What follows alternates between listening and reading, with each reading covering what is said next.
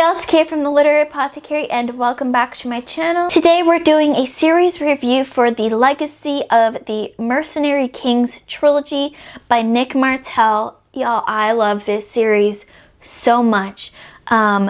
This is a true trilogy, which sometimes we don't always get in fantasy, even though that says trilogy. Book 1 was The Kingdom of Liars, which was 5 stars for me. Book 2 is A Two-Faced Queen, which is also 5 stars, and one of my favorite reads so far this year. And Book 3 was The Voyage of the Forgotten, which I gave 4.5 out of 5 stars. And overall, as a series, I give this 4.5 out of 5 stars, even though I loved it so much. And it was so different than a lot of the other fantasy that we have.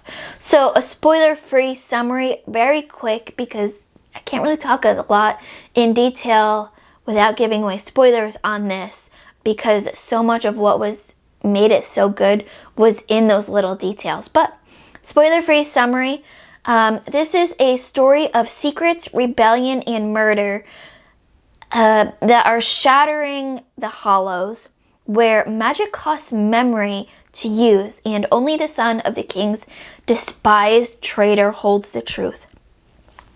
This is a series about love, family, both blood and found, legacy, religion, and belief, and really just life and death in general. It was so good.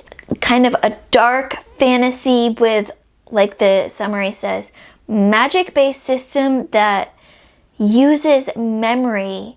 You lose a memory every time you use your magic, and that to me is fascinating.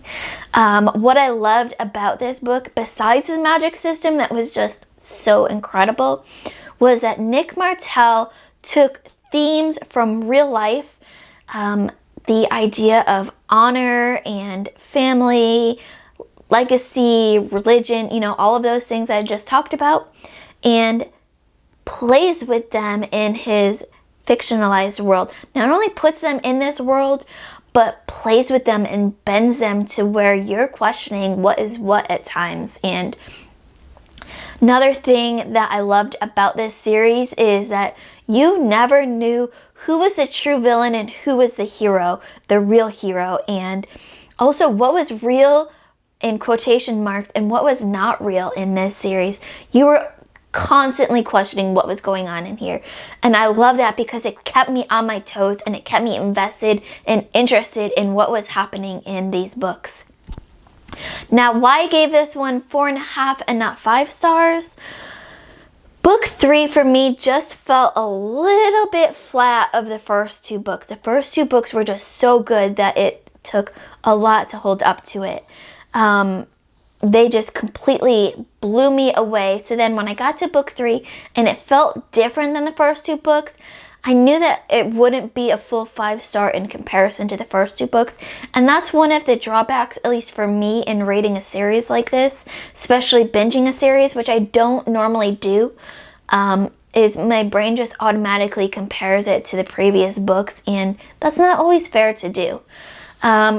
But I still loved it so much, and in book 3, Nick Martell does some really unique things with his writing, and I can't wait for more people to read this series.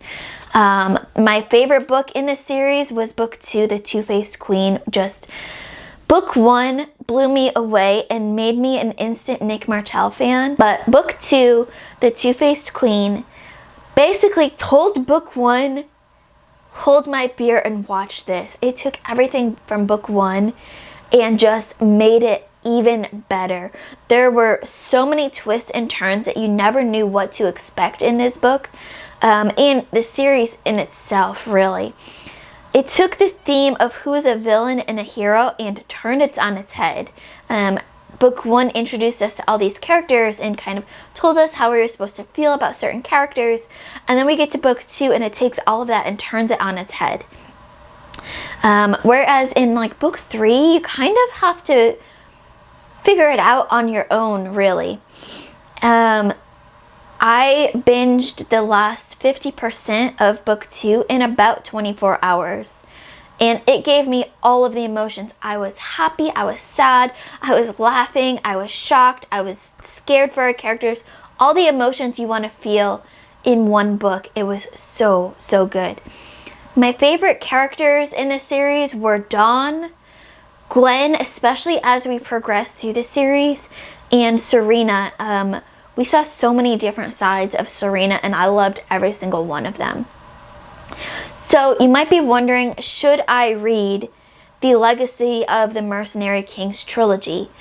And to that I say, if you like grimdark fantasy with morally great characters, then yes, definitely.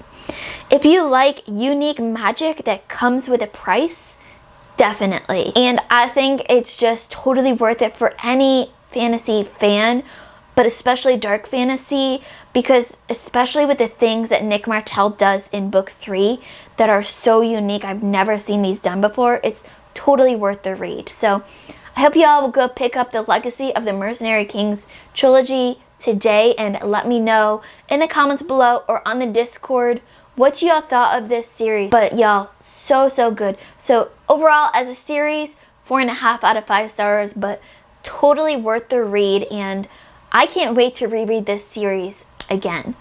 So let me know in the comments below if you've read this series or one of the books in this series.